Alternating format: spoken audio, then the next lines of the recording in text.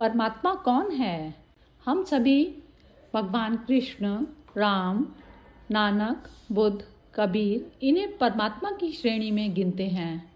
एक आम संसारिक व्यक्ति और परमात्मा में ऐसा क्या अंतर होता है जिसके कारण हम इन्हें परमात्मा कहते हैं? आइए जानते हैं इस पर ग्रुप डिस्कशन। प्रभु भगवान है वो, और गीता की तरफ से देखें तो जिसकी आत्मा परम ब्रह्म से मिल गई हो वही परमात्मा है। मतलब कि जो जर्नी जैसे आपने बताया कि मतलब कि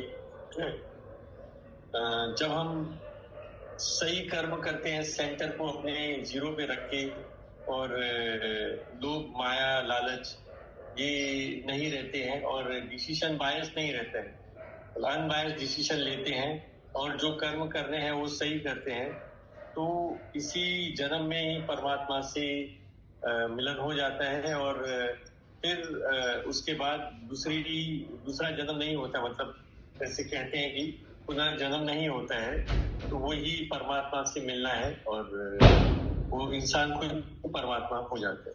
ठीक, थैंक यू। हाँ, ठीक है, बढ़िया, बहुत सुंदर बोला है। हाँ जी, अनामिका जी आप बोलिए,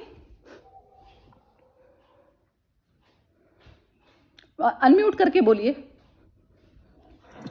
परमात्मा मतलब परम आत्मा, परम मीन्स मेन जो आत्मा है, मतलब हमसे ऊपर, मतलब मैं उसको ऐसे समझती हूँ। बढ़िया, बस यही बोलना है। हाँ ठीक है, मोना बोलो। जी, परमात्मा मतलब भगवान एक ऐसी शक्ति जिसने मतलब ब्रह्मांड बनाया है, जो सारा कुछ चला रहा है। ये मतलब एक शक्ति है जो मतलब सारा कुछ चला रहा है, संसार, ब्रह्मांड, सारा कुछ यही है। ठीक है, अब कौन? कपिल जी रह गए। हाँ जी, कपिल जी बोलिए।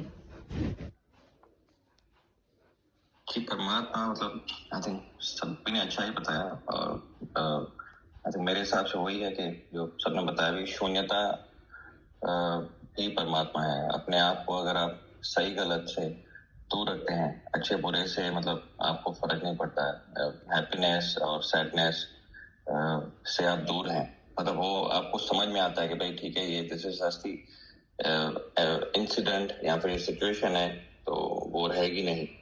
सो उससे अगर आप एक दूर हो जाते हैं और आप उसको देख सकते हैं कि ये हो रहा है, एंड देन तब आप शून्यता में होते हो, तो ये बेसिकली अवस्था को ही बेसिकली परमात्मा नहीं बोलूंगा, बट हाँ मतलब वो एक आप अटेनमेंट हो जाता है। जो मतलब सुबह को भी मैंने एक अच्छा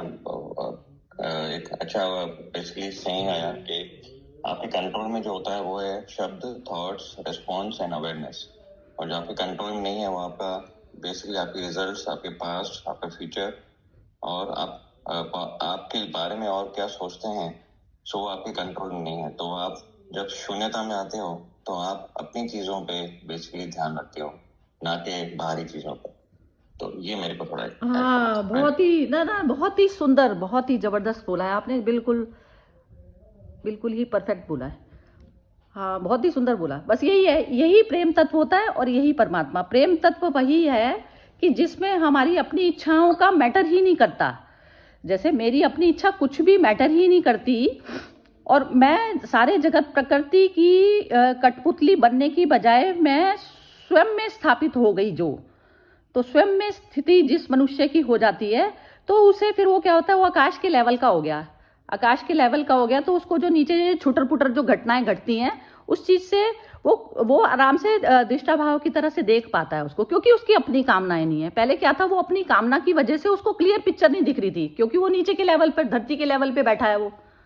तो ये चीज है। और उसमें क्या होता है, मैं और आप इतना मर्ज हो गए एक के अंदर एक, कि मुझे जो आपका जो एक मर्ज हो गए कि उसमें आपने कब मेरी बाउंड्री में एंटर कर लिया और कब नहीं करा, तो वो चीज फर्क ही नहीं पड़ता। तो हर मोमेंट में जो भी हम अटेंड करते हैं, तो हर मोमेंट को हमें ऐसे अटेंड करना पड़ता है कि जैसे कि आप उस मोमेंट के प्रति आप शून्य भाव में हैं, तो आपके पास में जो भी आया है मूवमेंट, जो भी दिखा रहा है, सडन मूवमेंट आते हैं जो आपको बताकर नहीं आते।